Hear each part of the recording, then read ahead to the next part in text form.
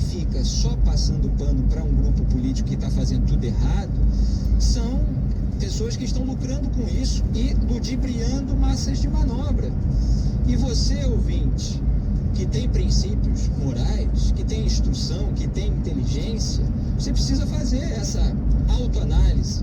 Você aplica os mesmos princípios, seja para a direita, seja para a esquerda, seja para o centro, seja para a pessoa de um grupo, para a pessoa de outro, ou você defende um grupo independentemente da sujeira na qual ele incorra? Porque é disso que trata o debate público nesse momento do país. Por que esse pessoal que passa pano para grupo político e lucra com isso, por que eles são geralmente os mais rasteiros, os mais decadentes? Porque é ridículo fazer isso.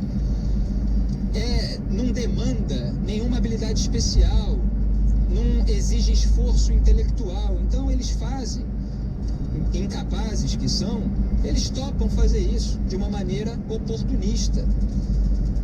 Basta você ver a narrativa saindo aí dos gabinetes do governo, vindo lá do Palácio do Planalto, e todos repetindo aquela mesma narrativa, sem nenhuma nuance e omitindo. O governo bonzinho contra o STF malvado, por exemplo. Aí tá lá o Jair Bolsonaro abraçando o Dias Toffoli, mas isso eles não colocam na descrição. Mas o Brasil está avançado na vacinação, não é assim como a imprensa está falando.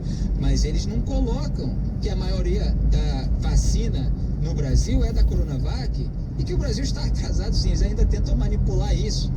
A Coronavac, da qual desdenhava o presidente da República, porque era associada ao João Dória, à China, e eles estavam lá ajudando a desdenhar da vacina. Então tem que falar baixinho, 400 mil mortos por Covid-19. Tem gente aí que gosta de ser enganada, então fica assistindo aos passadores de pano.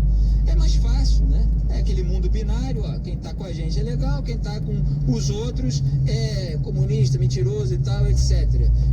O governo é bonzinho, o STF é malvado, o Congresso é malvado, o presidente não consegue governar. É coisa mais fácil do que ser um articulista vagabundo como esse?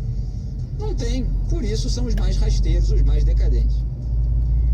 Felipe, uma nova pesquisa feita pelo Poder Data em parceria com a Band mostra estabilidade na avaliação do governo de Jair Bolsonaro. A desaprovação vazou de 56% para 57%. E a aprovação foi de 34% para 35%. Sobre o trabalho do presidente, houve queda entre os que consideram ruim ou péssimo, de 55% para 51%. 26% classificam como ótimo ou bom e 19% como regular. A pesquisa ouviu 2.500 pessoas entre os dias 26 e 28 de abril. A margem de erro é de 2 pontos percentuais. Portanto, desaprovação passou de 56% para 57%. E olha que também houve um desdobramento da pesquisa falando a respeito dos beneficiários do auxílio emergencial. Entre esses beneficiários, 58% desaprovam o governo Bolsonaro. Mesmo, portanto, aqueles que estão recebendo dinheiro do governo e que, por isso, tradicionalmente, na história recente do país, tendem a conferir uma certa aprovação, tendem a consolidar uma certa popularidade daquele presidente que está distribuindo as benesses, obviamente, com dinheiro dos pagadores de impostos, né? E muitas vezes para fins eleitorais, como o próprio PT fazia, e o Bolsonaro naquela época criticava com razão, só que agora incorre em tudo aquilo que criticava. É justamente disso que eu estava falando aqui no começo desse bloco. Esse pessoal todo está incorrendo naquilo que criticava. Você tem que ver as vozes independentes, coerentes, que não incorrem, né? Critica em um, critica em outro.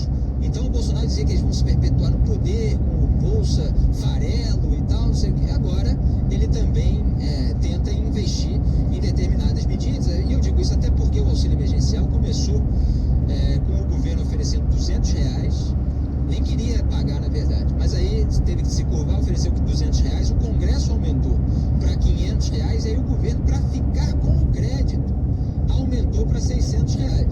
O que aconteceu? Meses depois não conseguiu sustentar esse valor, afinal, né, o Estado brasileiro precisa gastar com outras coisas, como as emendas infladas dos parlamentares para investir em obra do reduto eleitoral, para construir quadra de tênis, sabe?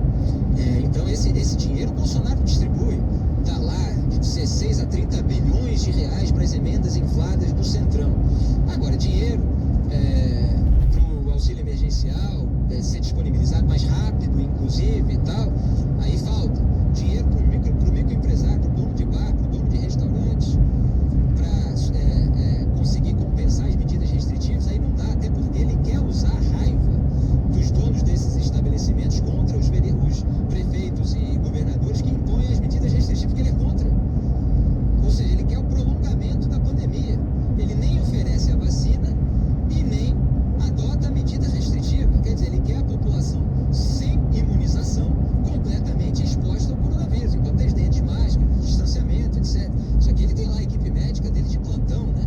Fazia os exames 2 vezes por dia e tal. O povo não. O povo não tem isso, não. O povo tem dificuldade, aí você tem sistemas de saúde lotado, etc. Então, agora, o auxílio emergencial, ele até baixou o preço. Ficou ali entre 200 e 300 reais, menos da metade do valor inicial.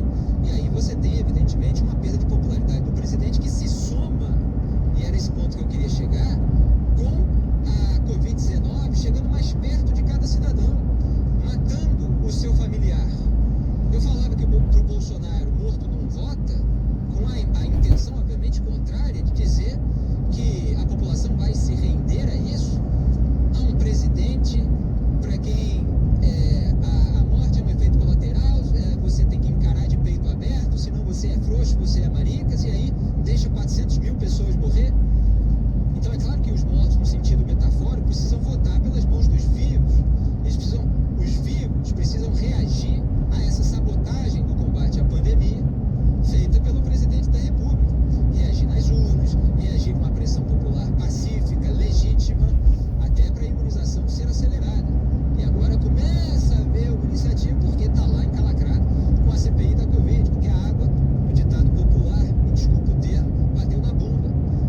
E aí ele começa a pousar de quem está fazendo alguma coisa, mas mal, com toda a negligência, com toda a incompetência de gente incapacitada, que ele precisa de gente, quem tem talento, quem tem currículo, quem tem capacitação, quem tem qualidade, pode escolher moralmente não pertencer a uma patota como essa. Não depende daquilo, não depende da subserviência. E o bolsonarismo pega gente rasteira, decadente, desqualificada, porque esse pessoal é mais disposto a bajular o poder. Então, estão lá, bajulando o poder. Não falei aqui do general Ramos? Falou que tomou a vacina escondido. Olha só que situação, que ponto chegou. Escondido do presidente, que ele sabe o que é melhor para ele, mas ele faz parte de um governo que sabota o combate à pandemia e ele não quer ficar de mal com o presidente. A população, na visão dele, na prática, não é que ele vai dizer isso, que se dane. Muito bem, até os beneficiários estão sentindo a Covid-19 chegar perto e estão desaparecendo.